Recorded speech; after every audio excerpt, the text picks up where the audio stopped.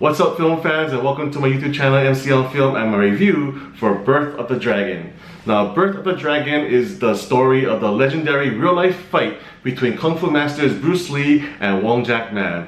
Bruce Lee represents the Western newer style of thinking. He wants to teach his Kung Fu art to the Americans, the Guai-Lo, whereas Wong Jack Man represents the traditional Chinese philosophy, and he wants to keep the secrets of his martial art and not teach the outside world, and supposedly that's why Wong Jack Man and Bruce Lee end up clashing. Now, that's a fascinating story. It has great potential for a great film, but for some stupid ass reason, the film does not have faith in its own story and introduces this totally unnecessary story element of this student character of both Bruce and Wong Jack Man, and now the story is being told through his eyes. The story of two clashing philosophies of this ancient martial art is fascinating on its own, easily. It's a great story, and it didn't need this extraneous character whose eyes we see the story through. It's just totally unnecessary.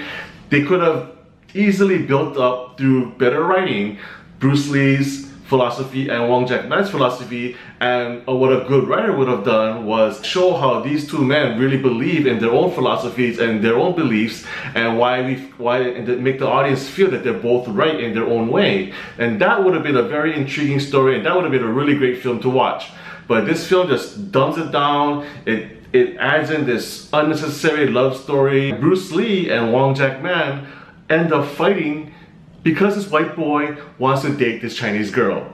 And as ridiculous as that sounds, I am not kidding. That is the reason why they end up fighting. That just totally threw me out of the film. Bruce Lee is almost like the third important character in this story. They spend a lot of time on this white student character. They spend a lot of time on Wong Jack Man. And Bruce Lee is almost made out to be the villain practically in the film, the way he's portrayed. And I didn't really care for that. I felt that it was very exploitative.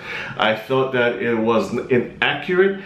I mean, there's ways you can portray his cockiness and his arrogance without making him an asshole. And there were times I almost felt like he was running this Cobra Kai kind of studio, the way they portrayed him and his philosophy. I didn't really care for that element of the story. So that whole element just really threw me off. I don't think I could get over it. It's just terribly done, and that is very hard to forgive. But that being said, the saving grace for the film are the performances and the fight choreography, which is very surprising. The two actors who play Bruce Lee and Wong Jack Man are great. They have great screen presence, great charisma. They did the best they could with the material they had. So no fault there, they both did a great job. I was drawn to them whenever they were on screen, and when they were on screen together, even better so. They had great chemistry. I love their performances. The martial arts choreography it looked great, which was also a big surprise for an American film.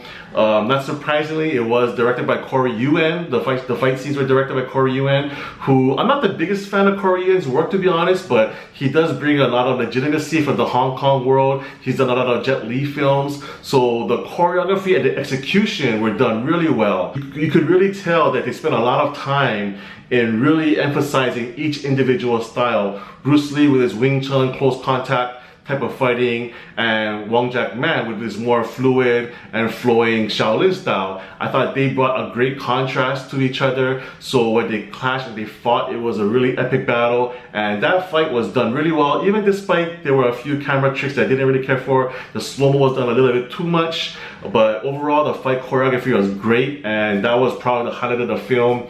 The ending did get a little rush hour-ish for me, where you know it when you see it. It just kind of didn't quite match the tone of the rest of the film. I think this film would have been a lot better had it been about fictional characters and about a made-up story. If that were the case, I think it would have been really entertaining, and I think it would have been really fun to watch, even despite the bad storytelling element. You just can't get rid of that. That's still gonna be there. But I think I would have enjoyed it more had it been that scenario, but because it's based on real life characters, and because it's based on a character that's really iconic and a hero of mine, I felt again like it was really exploitative. I didn't think it did Bruce Lee justice, so I'm kind of torn because there were entertaining elements to the film, but I just don't think the film did right by Bruce Lee, and I don't think, and that storytelling it just was way too much for me to take. So Birth of the Dragon is gonna get a 5 out of 10 from me. Thank you so much for watching, everyone, and please subscribe to my channel if you haven't done so already for more reviews in the future. Thanks.